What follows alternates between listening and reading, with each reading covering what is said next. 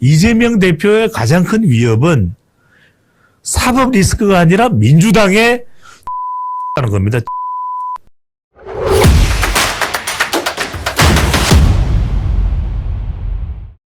자, 그런데 중요한 건 이 날짜를 조율하고 말고가 중요한 것이 아니라 이재명 대표가 어떤 이야기를 했냐. 검찰, 미운 놈 없는데 없는 죄를 만들어서 제거한다. 그러니까 이거는 검찰의 무모한 혐의 뒤집어 씌우기다. 아무런 죄도 없다.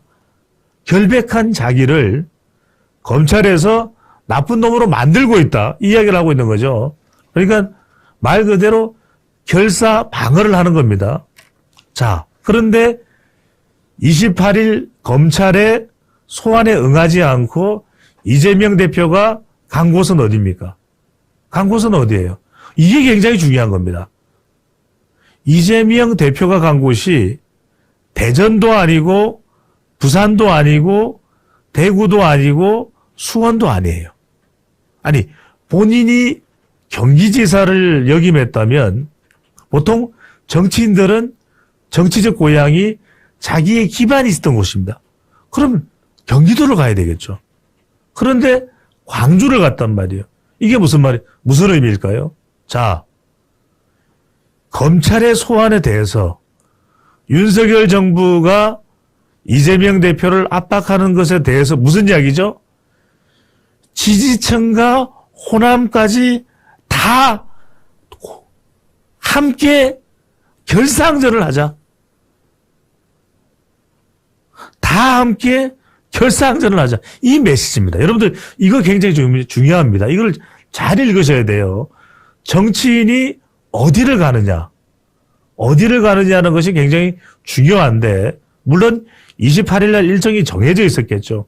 하지만 정해져 있었지 않든 광주라고 하는 지역의 의미는 뭐냐면 바로 민주당의 본산이죠. 그러니까 보수정당을 이야기할 때 주로 TK를 이야기를 많이 합니다. 마찬가지로 5.18도 있었고 민주당을 이야기할 때는 김대중 전 대통령을 이야기할 때는 고향인 신안도 있지만 광주를 이야기해요.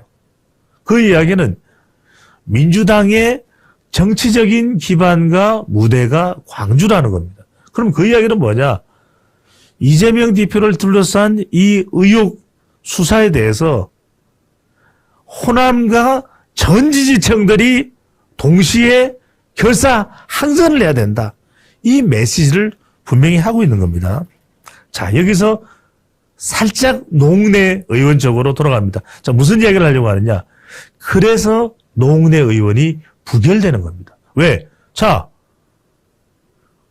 그러면 이재명 대표는 광주에 가서 결사항전하자고 이야기를 하는데 노웅래 의원은 3억 원이에요. 일단 밝혀진 것만 돈다발이 있는 것으로 알려진 그 액수만 3억인데 이재명 대표는 이것과 비교를 할 수 없는 금액이잖아요. 그런데 3억에 알려진 거, 밝혀진 거, 이 3억에 노웅래 의원은 체포동의안 가결. 이재명 대표는 호남을 비롯해서 모든 지지층들이 결사항전. 이러면 모양새가 안 되잖아요. 그래서 노웅래 의원까지도 부결이 되는 겁니다.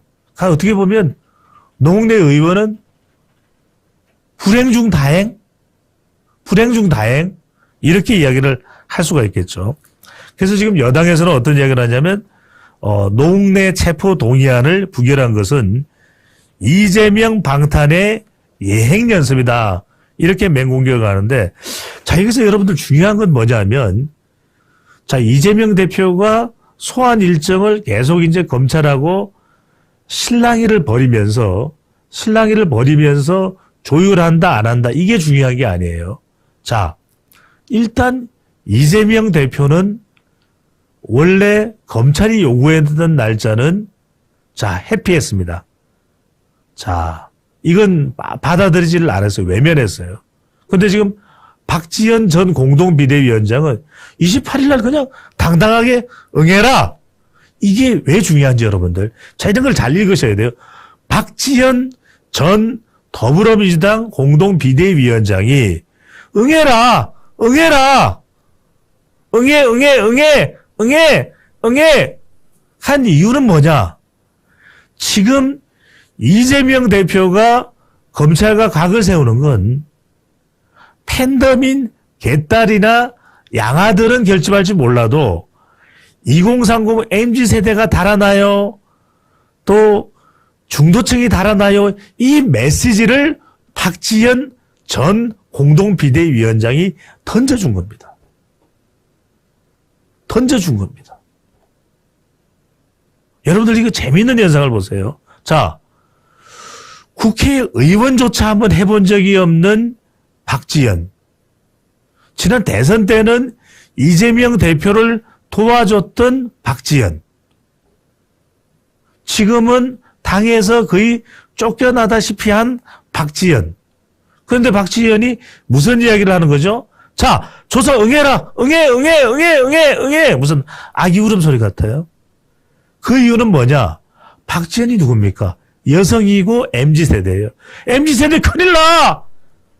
지난 대선에서는 20대 여성들이 이재명 당신 찍어줬지만 지금 심상치가 않아. 큰일 났어. 빨리 이 사법리스크 대장동 쌍방울 변호사비 대납 또 성남FC 의혹 공직선거법 위반 혐의 불법 법인카드 의혹 불법 사용 의혹 이거 해소 안 하면 2030 여성들도 달아나. 이걸 경고하는 겁니다. 여러분들이 이런 데이터를 보셔야 돼요. 그래서 최근에 민주당의 지지율이 지난 11월 중순 이후에 대통령의 지지율과 국민의힘 지지율은 연동돼서 올라가는데 아니 그렇잖아요. 여전히 대통령의 부정평가가 높은데 민주당 지지율은 정체되어 있거나 더 뒷걸음질 쳐요. 말이 안 되잖아요. 말이 안 되잖아요. 대통령의 지지율이 올라가고는 있어도 대통령에 대한 부정평가가 50%를 넘는데 더불어민주당 지지율은 오히려 멈춰 있거나 내려간단 말이에요. 이게 그러면 누구 때문에 그런 거예요? 누구 때문에 그런가요? 바로 이재명 대표의 리스크죠. 그러니까 사람은 디스크 걸리면 아파. 정당은 리스크가 걸리면 아픈 거예요. 리스크가 있으면 안 돼요. 리스크를 최소화해야 되는 겁니다. 우리가 주식 투자를 할 때도 어떤 리스크라는 용어가 나오죠. 어떤 섹터별로 산업에서 리스크가 나온다. 어려워지는 거예요.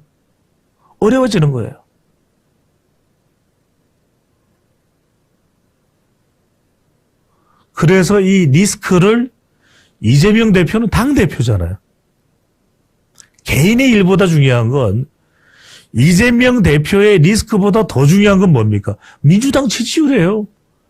170명 의원들의 목숨줄이에요. 이재명 대표가 자기 방어하는데 그 급에서 자기 방탄의 그 급에서 당이 주저앉아 버리면 이건 끝장이에요. 자, 이 그래프 여러분들 잘 보십시오. 리얼미터가 지난 월요일 발표한 겁니다. 그리고 올해 지금 진행되고 있는 것은 지금 마지막 주, 이번 주 조사를 해서 다음 주 월요일에 발표하겠죠. 여러분들 잘 보세요. 더불어민주당이 42.9, 국민의힘이 41이에요. 거의 차이가 안 나죠. 1.9%포인트밖에 차이가 안 나요. 근데 여러분들, 아니, 국민의힘이 앞선 것도 아니네? 이렇게 생각하실 수 있죠. 불과 3개월 전에, 이 조사에서 불과 3개월 전에 더불어민주당이 국민의힘을 15% 이상 앞섰어요. 3개월 전에 더불어민주당이 국민의힘을 15% 이상 앞서고 있었다니까요.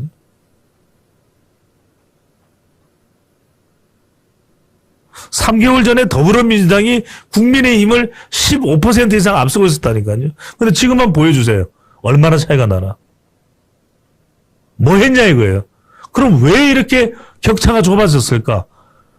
국민의힘은 자꾸 올라오는데 더불어민주당은 조금씩 주저앉아. 자, 직전 조사가 43.7인데 42.9가 됐어요. 윤석열 대통령 지지율과 국민의힘은 조금씩이라도 더 올라가는데 11월 중순부터 이재명의 민주당 지지율은 장애 행보하고 난 이후에 더 내려가. 장애 행보 이후에 더 내려가요. 이게 딜레마인 겁니다. 문제는. 자, 이렇게 되면 여러분들이 한번 가정을 해보십시오.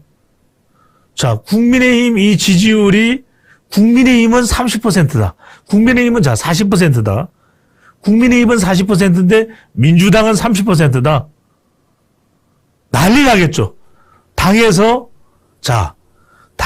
조박해, 조응천, 박용진, 또 김혜영 전 최고위원, 김종민 의원, 이원욱 의원, 서른 의원, 박영선 전 가만히 있겠어요? 이제는 그동안 말 한마디 없던 사람들까지 이대로 국민의힘보다 더불어민주당 지지율이 10% 이상 떨어지면 총선이 암울해지는 거예요. 특히 수도권이 힘들어지는 거예요. 그러면 당대표군 보고 소용이 없는 거예요. 저는 지금 이재명 대표의 가장 큰 위협은 사법 리스크가 아니라 민주당의 지지율이라는 겁니다. 지지율. 이건 가만히 안 있어요, 의원들이. 그러면 3월 달에는 국민의힘은 전당대회를 하니까 컨벤션 효과로 지지율이 조금이라도 더 올라가는데 대통령 지지율도 올라가는데 민주당은 떨어졌다? 그럼 당장 어떤 이야기 나오겠어요? 이낙연 전 총리 3월 초 귀국 예정 이렇게 나옵니다. 김부겸 전 총리 문재인 전 대통령 만나러 평산마을로 찾아가 이렇게 나옵니다. 또 어떤 이야기 나오죠? 김경수 전 지사 칩거 중에 권양숙 여사 만나 이렇게 나옵니다. 복잡해지는 거예요. 이재명 대표의 운명은 대법원 선고가 아니라 민주당의 지지율이라는 거예요. 국회의원 자리까지 만들어줬잖아요. 당대표까지 만들어줬잖아요. 그런데 지지율이 더 내려가 총선에서는 큰일 났네. 계속되는 검찰 수사에 대해서는 제대로 답변이 안 되네. 김용 정진상은 입을 콕 다물고 있네. 여러분들 잘 생각해 보십시오. 입을 다물고 있는 것과 제대로 해명하는 것은 하늘과 땅 차이예요. 여러분들 이거 잘 보셔야 돼요. 입을 다물고 있다라는 이야기는 뭐냐 하면 입을 열어봐야 좋을 게 없다는 뜻도 되겠지만 뭔가 부리는 게 있는 거예요. 정말 결백하다. 그러면 가서 입을 여는 겁니다. 나는 한 게 없어. 당당하잖아요. 결백하니까. 진심으로 결백하니까. 그런데 이건 왜 안 돼요? 왜 입을 열어서 결백을 주장할 수가 없죠? 왜? 김용 전 부원장이나 정진상 전 실장이 입을 열어서 결백을 주장할 수 없는 이유가 뭐죠? 왜? 유동규가 있잖아요. 남욱이 있잖아요. 헬멧맨 최우양이 있잖아요. 이한성이 있잖아요. 구속된 이화영이 있잖아요. 김만배가 있잖아요. 이래서 입을 털어막고 있는다고 해서 해결이 되는 게 아니잖아요.